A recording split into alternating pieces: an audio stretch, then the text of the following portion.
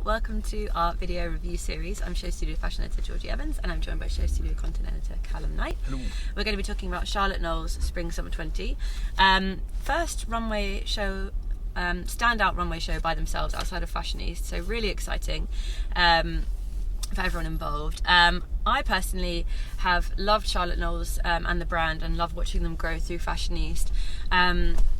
My only gripe with Charlotte Knowles prior is that the brand is very form-fitting, very tight, lots of tiny little bralettes, and it always felt like the collections were designed for super skinny people and super skinny people only. Lots of straps and tight binding. However, this season, such a progression for me, I think. I'm actually really pleased with this collection. Lots of Charlotte Knowles staples, such as the slight tight form fitting straps, but rather than feeling like separate pieces that were put together, which I do like about Charlotte Knowles, these felt like really succinct, tight units on the body. The printing was really beautiful. They work with a artist called Harriet, whose surname I've forgotten, Harriet, lovely Harriet, who prints manually everything. She rolls everything out, so all the wonderful snake print that we were seeing, all the prints on all the works are hand done, which I think is really beautiful, and a really nice kind of crafted element that brings to this quite seductive skin tight wear, also done in materials that you wouldn't necessarily associate with that kind of handcraft. So I really like that merging of ideas. Also a different changing colour palette. Before I dive into the colours, so this collection was called Venom, and it had a real attitude to it. Before I spoke to Charlotte and Alex backstage, I was thinking that this has a real don't fuck with me attitude, and they were saying it's a reaction to the climes we're in now, and how Brexit is actually really going to screw up their company, and how they're in a kind of almost a state of panic, but how this collection is supposed to be strong and show that there's strength to that and that we can stand together and make it work. And so that's why you see sharp lines on everything, a colour palette of slight warrior khakis and snakes prints and reds and beiges, almost an army colour palette, if you will. Sharp edges on skirts, so really pleased to see slightly freer flowing silhouettes, because previously everything's kind of been body bound. So shirts, jackets, skirts, everything had a free flow to it, but they really made a point of making sure that there was angles carved into the hemlines of these, so that even as it flowed, you're still getting a sharp kind of attack on the side, a method of defense, if you will. Jewelry this season was real statement metals, and it was by a chap called Alex. I think I've messed that up already. Sorry, another name butchered. Who is amazing and created these pieces. He used to create airplanes or work with airplanes. So he kind of morphed these metals, and he was shooting metals, and that's how the metal has literally created this amazing twisted sharp shape on the earrings, real jaggedy. They almost look like those ninja blades that you get. On earring, and a kind of hanging off side as well. Again, adding to this super defensive, aggressive mood that was coming through in the collection. But what I will say, alongside all that aggression, is that this really felt super feminine as well, and I really loved the duality of that aggression with femininity.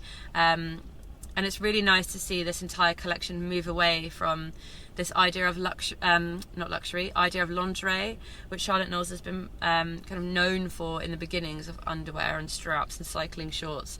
And this was very much trousers and vests and physical items of clothing. Before, they were almost structural art pieces that you could piece together, and the cycling shorts you might be able to wear as day wear, but other pieces would be a little bit more difficult to work into your workwear wardrobe, whereas this had a lot more, I don't want to say commercial, because I feel like if I say that in this terminology it's slightly derogatory, but a lot more wearable vests. Even their trousers with the kick flare, which we've seen in previous collections, here felt slightly more adjustable, slightly more available for kind of everyday wear, if that makes sense. So I'm really pleased that this collection kind of had something for everyone. It was a real moving away from the tight body con, but that stuff was still there, the beautiful full looks, Beautiful dress with the cowl neck in the digital print, and then with their typical bodycon trousers underneath, tied at the waist. And then completely different looks with a vest and a trouser, a suit that was absolutely to die for in this kind of army beige. And I just thought it was a real growth for them. I'm really, really pleased about this trajectory they're taking. I really like the aggression, I really like the punch, because often it does feel really effeminate, and I'm just thoroughly pleased. I think it was a really good first standalone show. What did you think? I definitely think there was a really good progression in terms of the stand-up pieces. Definitely that suit felt the right direction for them, and also the two shearling coats. I thought that was amazing. Incredibly, was a great progression for them. So they're kind of sheeny leather down the middle, and then patches of shearling, kind of almost like a blurred body, like where you would almost expect muscles on a body, that really were quite armour-like and felt very, 90s Mugler, but then also really modern, and it just really seemed right. And I would like them to explore that more. I think there's a bit of a formula coming up in London with some of the young designers. I mean, they all hang out together, and that might not be why, but there's, there is certain design elements that are coming across in multiple collections from that generation of designers, from the people who are kind of 2-3 years out of their MAs, or wherever they studied, or on the schedule. And I think the other designers in that group are coming at it with with very different cultural standpoints. And I didn't feel that from today. I didn't necessarily understand why I should be interested, like what it was trying to say.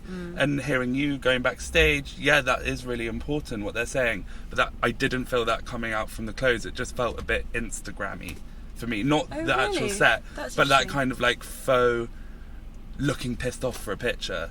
It felt a bit fake with the industrial music and the lighting and I didn't understand what I was there to see apart from clothes for fashion parties, personally. Oh wow, okay. Whoa. And I'm sure it doesn't benefit them that they're on the last day, so we've seen lots of similar things before coming with really personal viewpoints from very different cultural standpoints as well. And don't get me wrong, the clothes are great and they'll do well in editorial, and Bella Hadid is going to be wearing it again, and I get all of that. Yeah. But seeing the class of work that we've seen and different attitudes and different experiences coming out of London, I don't think this stood up to it. Oh no, I really felt like this was them saying, like a bit like what we had with Moa Lola before, and also with the Psy. This to me, not quite the same as the Psy, but this to me kind of felt like we're not just that club kid aesthetic. Like, please look at the detail on this, look at this. And I loved that whole rat tail tribe element, because it was like taking you away from that club and saying, be a part of this clan, like stand for what we stand for. It was a progression for them, and I see where you're coming from, but without going backstage, which I didn't, slightly purposely, because I knew you were. So I was like, okay, I'll hear what they're going to say, but I don't want to, because I want to just take what I saw and not then have the explanation put on top. And with you, take it at face value. Yeah, I just wanted to take it at face value. I didn't understand what they were standing for, and I think that really is a detriment to them, because they're incredibly talented. I'm not questioning that. But and those looks that we discussed, the suit and the coats, I thought were really good progression, and actually really did kind of stand for something. And I could see lots of people wearing it and lots of people wanting to get involved with those pieces. But like the first few looks, with beige, they look like Skims. They look like Kim Kardashian Skims. Sorry. Yeah, maybe Kim Kardashian got it from them. Yeah, and that's fine if people want to wear that, but in fashion landscape that is so pointed and people are really fighting for, which they are saying they are, and now I see that, but when people are really coming with really hardcore viewpoints, this is very easily lost to me. I can understand that. I can appreciate that. Sorry. No, it's good. I like a differing opinion. We don't often disagree, so it's good. Let us know what you guys thought, whether you liked it, how you see it in the schedule. Is it representative of the fight against Brexit enough for you? Let us know in the comments below. Like, comment, subscribe if you're watching through YouTube, and make sure to visit Show Studio so you can see all of the collection alongside our review of the show. We'll see you guys soon.